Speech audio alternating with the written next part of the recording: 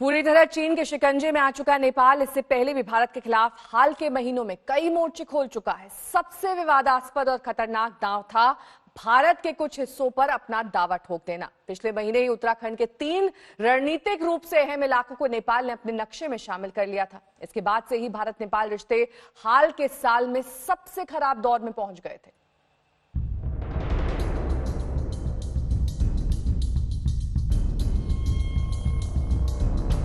भारत में आस्था के प्रतीक भगवान राम को लेकर उटपटांग बातों पर उतरे नेपाली पीएम केपी शर्मा ओली लगता है भारत विरोधी एजेंडा को आगे बढ़ाने की ठाने बैठे हैं।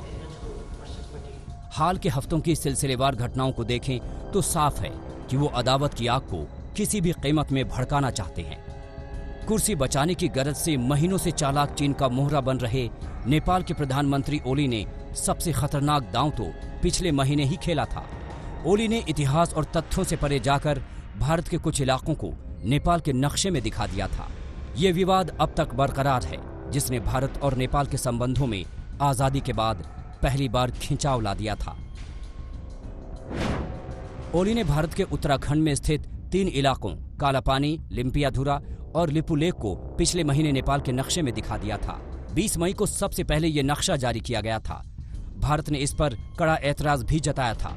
इसके बाद 13 जून को नेपाल ने संविधान में संशोधन कर नए नक्शे को पारित कर दिया।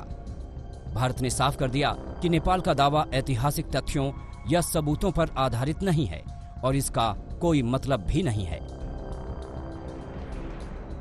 जिन इलाकों पर नेपाल ने दावा ठोका है वो रणनीतिक रूप से अहम हैं और उत्तराखंड में पड़ते हैं। नेपाल ने उन तमाम महीनों में जुबान नहीं खोली जब धारचूला से लिपुलेख तक भारत 80 किलोमीटर की सड़क बना रहा था, लेकिन चीन ने फन उठा लिया तो जहरीले इरादों में नेपाल भी उसके साथ हो लिया।